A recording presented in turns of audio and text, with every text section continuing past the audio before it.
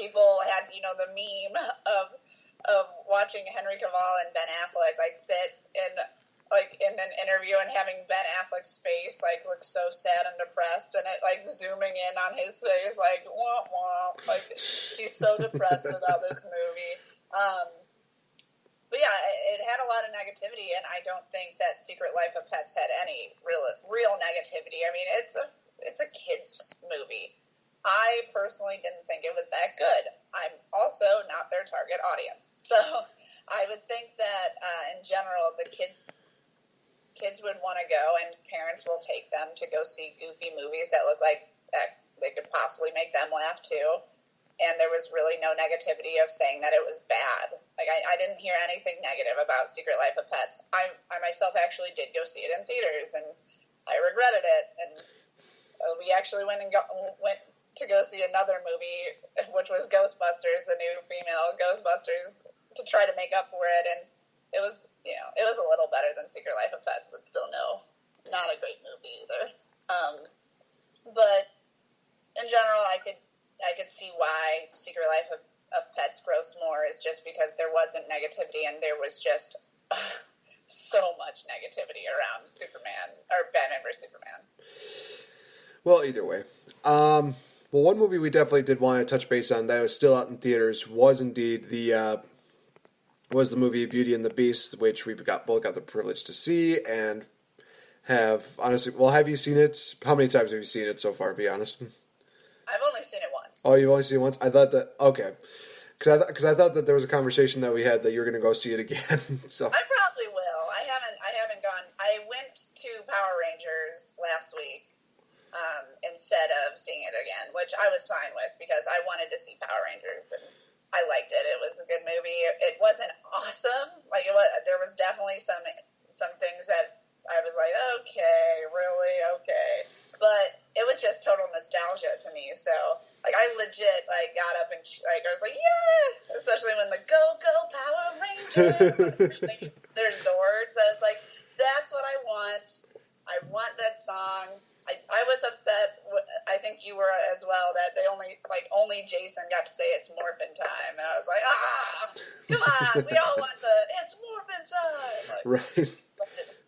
And the cameos were in it, which I thought was cute, that Kimberly and Tommy from Jason David Franken. I don't know the actress's name. Amy Jo Johnson. Oh, there we go.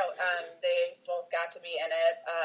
That was cute. I liked that little touch. And yeah, no, I did not go see Beauty and the Beast because Power Rangers was calling to me, and I'm glad I went to see it. I enjoyed it. But back to Beauty and the Beast, sorry. Well, side note about Power Rangers, Billy was by far Max's favorite character, and it was kind of hard for me to disagree with that. It was just so good. It was beautiful. And like I said, my main concern was with Elizabeth Banks. Was she going to play a great Rita? And she turned out to not only be a phenomenal Rita, but she went so far as to, in my mind, put it in my head to being like, DC, would you mind putting her in as Poison Ivy, please? Because I would very much like that, because I think she's got the look for it. Please, by all means. My friend who went with me jumped probably twice during the film because of Elizabeth Banks. I guess when she woke up as the body and stuff. My friend's like, oh. I was like, this is a scary movie. This is a kid's movie. You need to calm down. Wow. It was funny. Oh, man. Cute. It was really cute. But I was like, oh, are you okay? Is this too scary? It's too scary. So that could be something. If you have kids, Rita Repulsa she's pretty scary in this one. She is really creepy and scary. Just a little bit, but that just shows again that Elizabeth Banks does a phenomenal job. Yeah, I think they were targeting a little. I think they are targeting us. I think they're targeting us because we're the people who are going to go back and be like, oh my gosh, nostalgia. Right. Also, another side note, I just pulled up the domestic numbers. Oh man, it gets more brutal for Secret Life of Pets and Batman vs Superman: Dawn of Justice. Secret Life of Pets domestically raked in about $368 million. Batman vs Superman raked in $330 million. I'm just like, oh wow, that is sad. And if you look at their budget, I think their budget was pretty high, so they didn't make much money, I don't think, on that movie. When you have Ben Affleck, Henry Cavill, and Gil Gadot in a movie, your budget's gonna be high. It's gonna cost a lot of money. And I mean, Amy Adams was in that. You throw that in, Jesse Eisenberg. I'm pretty sure that's how you say his name. Yeah, it's Jesse Eisenberg. There's a lot of star power in a movie that kind of put it out. Yeah, it's watchable. It was watchable. I did cringe. I'm pretty sure I cringed like 3 times during that movie. Like, oh, stop it. Stop it. Somebody stop these. Is it Zack Snyder, I think, right? Who's yeah. The director. Yeah. Read a comic book. Oh, man. And now things just get more interesting because right now I'm on the Box Office Mojo screen and it says, we're in the process of updating the site right now. Try again in just a few minutes. Are you freaking kidding me? In the middle of a podcast and you're just like, oh, hey, we're going to update this. Okay, well, I will not try that again at 5 o'clock. Great job. Great job, you guys. Thank you so much. But no, I think if I remember correctly before it timed out or whatever, that Beauty and the Beast domestically reached about 45, if I'm not mistaken, on movies domestically. So it's still pretty high up there, and I think it's probably going to keep building up and building up and building up. This is week 3. We're going on week 3 that it's been released. So if you think about how many years that it's been since, The Force Awakens and Avatar, and just seeing, I mean, it's predicted to be up there. It's predicted to break some even more incredible records, which I would be totally excited to hear about. I think they did a great job, and I mean, I know right after Beauty and the Beast, a few people were putting out all the other live action movies that that Disney is like 110% sure going forward with because of how well Beauty and the Beast did. They're like, you know what? We're doing it. Let's do it. I know Mulan, I think, is the next princess movie that they're going to go with. Yeah, let's talk about that, shall we? So, what's interesting was that at first they were planning on doing it as a non-musical type movie. They were just going to make it a little more realistic, I guess. And so many people were in such an uproar about that eventually people's criticisms and the comments made them say, okay, fine. We'll make it into a musical. And now everybody's just like, yay! It's just one of those things where it's like, it's like the parents are just taking a toy away, and and the kids are just having these major temper tantrums, like, no, I want it, and then finally the parents are like, fine, we'll give it to you, because I can understand why I kind of understand, why they did that, but at the same time, I think they gave into it just a little bit easy. But then again, I mean, I can make the case, and we're definitely going to be talking about this in later episodes, when they took out so much of the originality from Cinderella and Maleficent.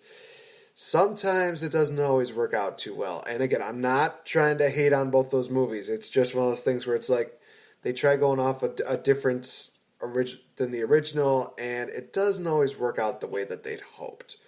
And I know that cosplaying as Maleficent, you probably have something else. You have a objection to that, so. Well, I just don't think Maleficent really falls in that category because it's a brand new movie. Like, it was a brand new take on.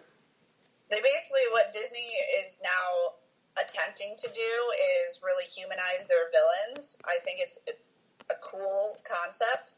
I mean, they're coming out with a Cruella de Vil movie starring, oh my gosh. Emma Stone. Thank you. I'm like, La La Land, Oscar winner, what the heck, I lost it. Okay, yeah, starring Emma Stone. They're coming out with another one, too. I forget what demon it was, but it was one of a Fantasia demon is going to have his own. Oh, yeah. That big mod. It starts with an M, I think.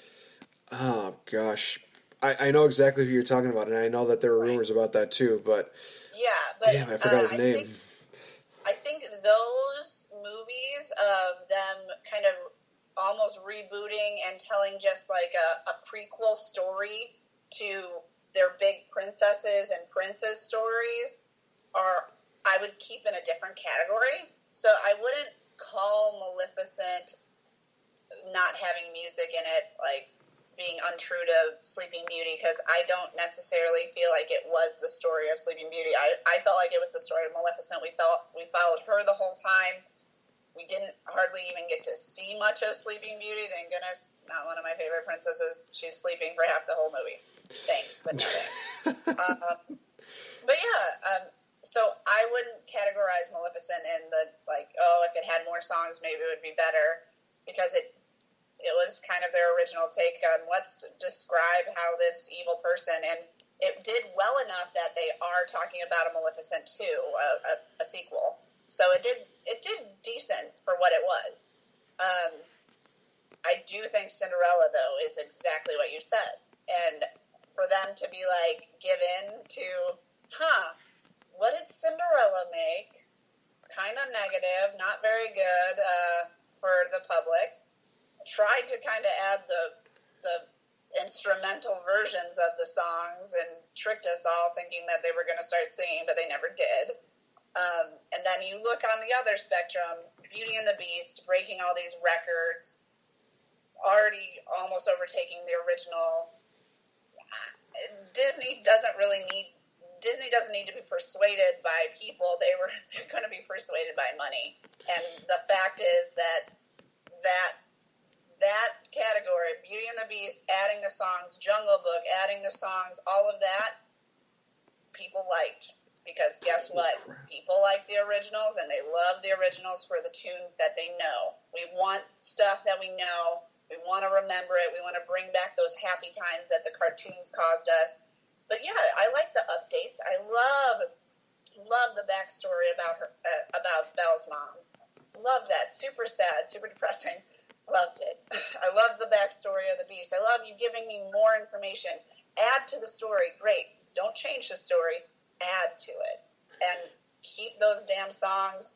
They added humor in the songs. It was just great. I can't wait for Mulan, because Mulan's soundtrack is so strong as well. Like, Reflections is still in my friggin' Spotify. Are you kidding me? Like, actually, almost all the Princess songs are in my Spotify. But if they do that right, if they keep those songs that we all love, and definitely cast people from Chinese descent, Asian descent, something like that, I think they can go no wrong. It's a great story, great songs. Just make sure the acting and the actors are correct, and they'll be solid. They're going to be breaking records again. Definitely. I definitely agree with that. And I'm looking at the box office record right now via Wikipedia, because unfortunately Box Office Mojo is still updating. Great job, you guys. Box office right now for Beauty and the Beast is now, oh my gosh, at $720 million right now. And this is going into week 3. This is flat out, again, like you said, there's so much positive deals about it. Loved, like you said, the fact that they incorporated some new stuff, but they still kept it a little bit fresh. Like I said, there were a couple of points where I was just like, oh, this is going to happen, but I still found a way to enjoy it so much. Like the introduction of Gaston was a little more different than the one they had in the animated feature, where I was honestly expecting them, when they were making the camera go up, I'm like, here we go, here's the classic, deal where he shoots the goose, and they do that whole deal, but then they go right to him and LeFou coming into town. I'm like, oh, well, you know what, okay, I'll let that one slide. And then after that, it was just like, I could see why they did that, and I'm totally okay with it. It was just one of those small deals where it was just like, whatever. All right, so unfortunately, it looks like we're going to have to talk about a couple other things before we end the show. So, yeah, box office records definitely do influence, how people really want to see movies, and it's kind of one of those things where it is kind of sad when people are, influenced by money, but I understand why.